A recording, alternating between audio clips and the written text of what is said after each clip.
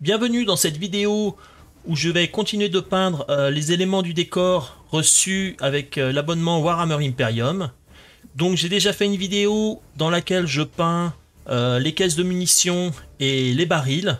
Donc je laisserai un lien en haut de la vidéo à droite que vous pouvez aller voir si vous n'avez pas vu la première vidéo.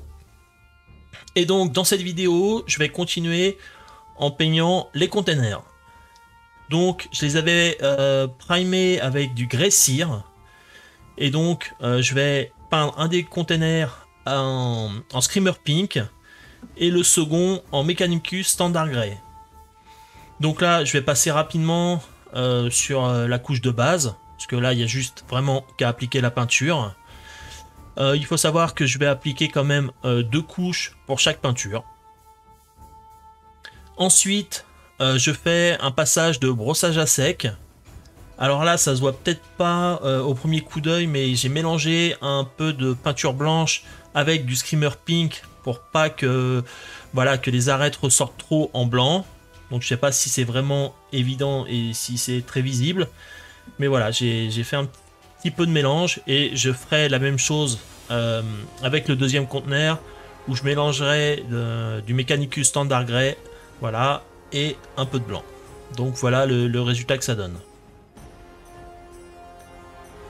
Ensuite, je m'attaque à peindre toutes les parties métalliques. Donc là, les crânes des conteneurs. Donc là, bien sûr, j'utilise du Lead Belcher.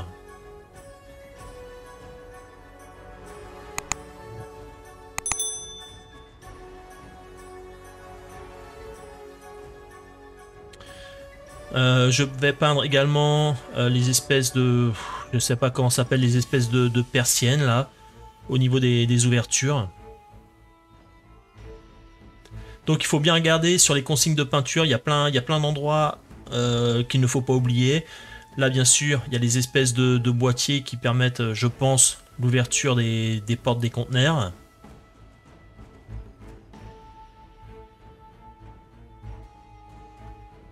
Donc voilà, faut vraiment bien penser à regarder toutes les consignes, toutes les notices de peinture pour ne pas oublier de peindre une certaine partie. Il ne faut pas oublier de crâne. Il y a également les lumières qu'il y a en haut et en bas des portes.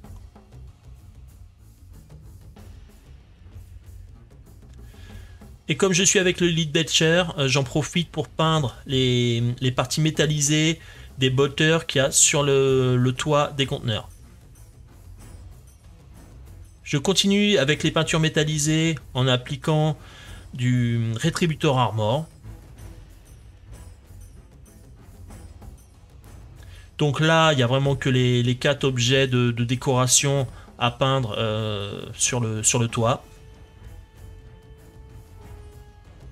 J'enchaîne avec la Craxor Shade. Donc là, j'essaye de prendre un pinceau assez fin et j'essaye de l'appliquer dans tous les recoins où je pense que peut se stocker la salissure, la crasse. Donc voilà, j'y passe pas trop de temps non plus, j'essaye de faire propre, mais sans plus. J'en passe aussi un petit coup sur les rivets.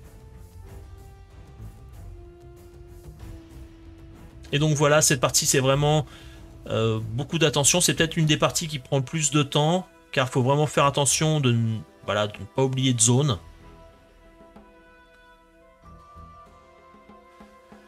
Ensuite, j'utilise la technique que j'ai déjà montré dans la vidéo précédente avec l'éponge, où là j'essaye de rajouter des petites égratignures. Donc là il faut faire attention de pas trop en rajouter à certains endroits. Bon après, s'il y a des erreurs, ça fait aussi un peu plus de variété, mais voilà, faut faire un petit peu attention en l'appliquant.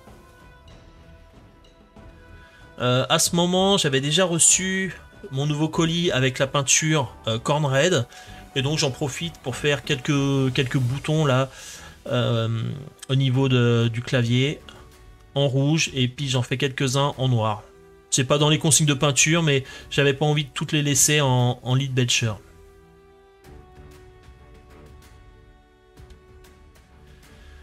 Enfin, je fais quelques éclaircies au niveau des crânes avec du lead Becher, juste histoire de donner pardon, un peu plus de contraste.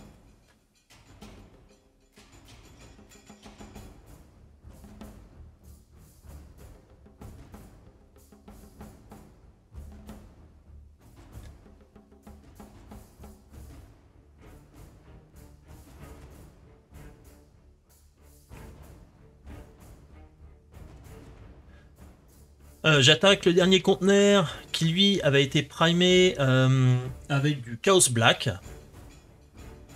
Et donc là, le but ça va être d'utiliser la technique du brossage à sec.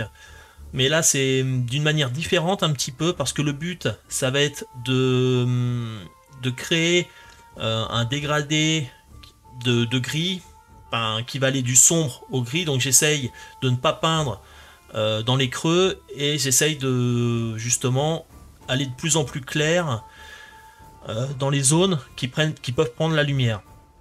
Donc cette technique est appelée Slap Chop. Donc il y a beaucoup de vidéos sur YouTube pour faire des démonstrations de cette technique. Donc là moi c'est la première fois que j'utilise, donc je découvre hein. Et voilà un petit peu le résultat. Donc je commence par du Mechanicus Standard Grey pour la première couche. Et donc voilà, je vais en appliquer sur toute la figurine. Donc là, l'autre côté, on voit que la peinture est un peu humide. J'ai vu une vidéo qui présentait un petit peu le brossage à sec où il y avait une petite astuce pour avoir un petit peu de pinceau humide. Enfin, j'ai pas trouvé ça super pratique non plus. Et donc là, on voit que je commence à aller un petit peu dans les tons un peu plus clairs.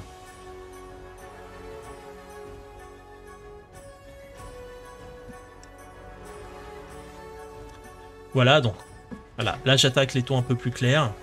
Donc on voit que on voit les passages, les endroits où je passe, pardon. C'est un petit peu difficile comme technique parce que en même temps, il faut faire attention de ne pas trop en mettre sur le pinceau, mais suffisamment quand même pour pouvoir justement faire évoluer voilà, du gris sombre, on va dire, au gris un peu plus clair, voire même jusqu'au blanc pour certaines arêtes. Donc là, on voit très bien où je passe au niveau des espèces de poteaux là et sur les rivets. Donc là, on voit la différence entre les deux côtés que j'ai fait et le côté gauche où je suis pas passé. Et donc voilà, je vais faire ça sur tout le modèle. Très honnêtement, ça va me prendre énormément de temps. J'essaye de monter petit à petit les couleurs claires, enfin les teintes claires, mais en faisant attention non plus de ne pas tout mettre en blanc. Donc ça va vraiment me prendre beaucoup de temps.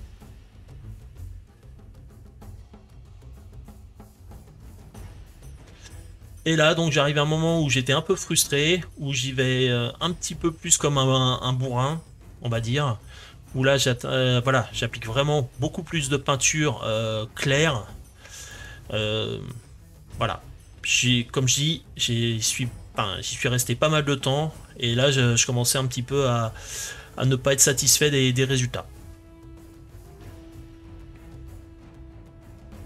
Donc c'est une technique qui fonctionne mieux apparemment sur les modèles organiques plutôt que sur les modèles, on va dire voilà, un petit peu mécanique industrielle où il y a des grandes surfaces toutes planes.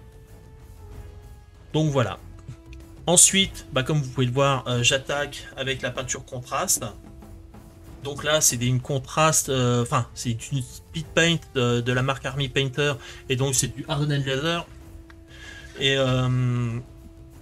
donc voilà, là c'est vraiment tout simple, il y a juste à appliquer la peinture et vraiment c'est très rapide quand on sort de la partie où on doit faire le dégradé de gris. Là c'est vraiment très rapide.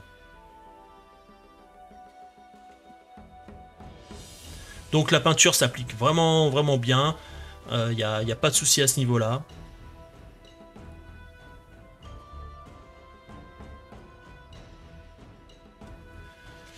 Voilà, Là, on voit vraiment sur la porte que ça s'applique très très vite.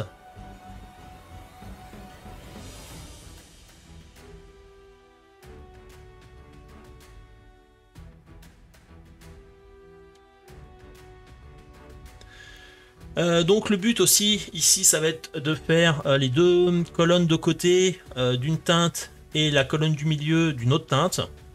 Et donc là, je fais quand même les supports avec la première teinte. On peut voir que j'ai pris un pinceau pour être un peu plus précis. Bon, j'ai pas été super précis à l'application de la couche de Dardanelle Leather, mais voilà, là j'essaye de faire quand même un petit peu attention. Enfin, j'attaque la section du milieu avec le Speed Paint Fire Giant Orange. Donc là, alors là, ça se voit peut-être pas, mais parce que la peinture est humide. Mais une fois qu'elle va sécher, en fait, les deux teintes vont être, enfin, je trouve relativement proches. La différence va pas être flagrante. Donc là, on le voit bien, hein, parce que la peinture est encore humide. Mais je pense que dans la vidéo, je montre un moment quand la peinture est un peu plus sèche. Et je trouve pas que la différence soit vraiment évidente. Si j'avais su, je serais parti avec une autre teinte. Mais du coup, je continue parce que je veux quand même voir ce que ça va donner et m'adapter par rapport à ça.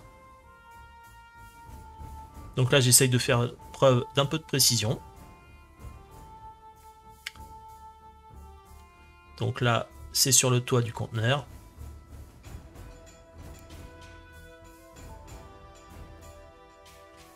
Et donc là, voilà, je trouve pas que le orange ressorte suffisamment par rapport aux autres teintes. Donc je vais en passer une deuxième couche. Et voilà, ça va rendre quand même les choses un petit peu plus distinctes. Là, je fais un passage de brossage à sec avec du blanc. Alors, je sais pas si normalement j'en aurais eu besoin si j'avais bien fait la technique Slap Shop. Voilà, je sais pas si j'en aurais quand même eu besoin.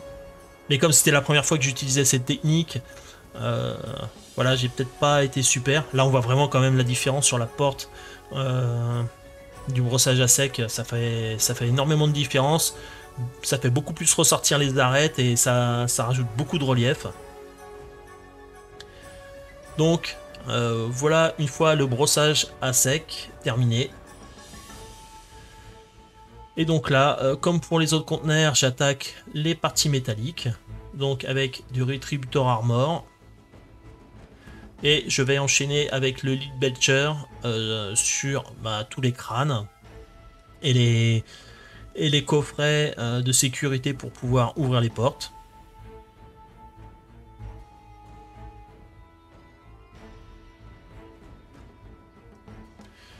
Voilà, une petite couche sur les crânes et les claviers.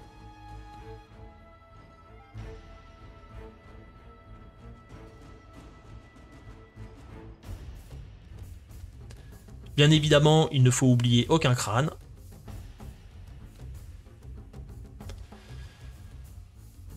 Une fois terminé, je passe un peu d'Agraxer Shade sur toutes les parties métalliques, parce que sinon elle ressortirait beaucoup trop, elle ferait moins usée que le reste du conteneur. Donc voilà, toutes les parties métalliques.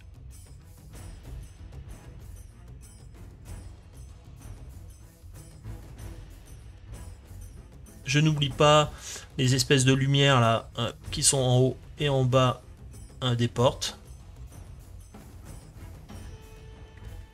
Je fais des petits éclaircies au niveau des crânes. Donc là, c'est pour rajouter un peu de contraste et pour les faire ressortir également un peu plus. Et enfin, je fais la même technique de l'éponge pour rajouter des petites égratignures avec du Lead Belcher. Donc voilà, on approche de la fin de la vidéo. Et pour conclure, je dirais que ces éléments de décor à peindre, vraiment j'ai vraiment adoré, j'ai pris beaucoup de plaisir. Alors même si pour le dernier conteneur, ça a été un petit peu plus compliqué, parce que c'était la première fois que j'utilisais cette fameuse technique, et que je trouve que j'ai peut-être un peu galéré plus qu'il ne fallait. Mais bon, voilà, c'est aussi la phase d'apprentissage. Et puis voilà, une petite aussi enfin, j'aurais aimé qu'il y ait plus de différence entre les sections du conteneur, même si à la fin le résultat me plaît bien quand même. Donc voilà, beaucoup de plaisir à effectuer ces peintures et à obtenir des figurines terminées. Je vous laisse avec les rendus finaux, j'espère que vous aurez apprécié la vidéo et à bientôt pour la suite.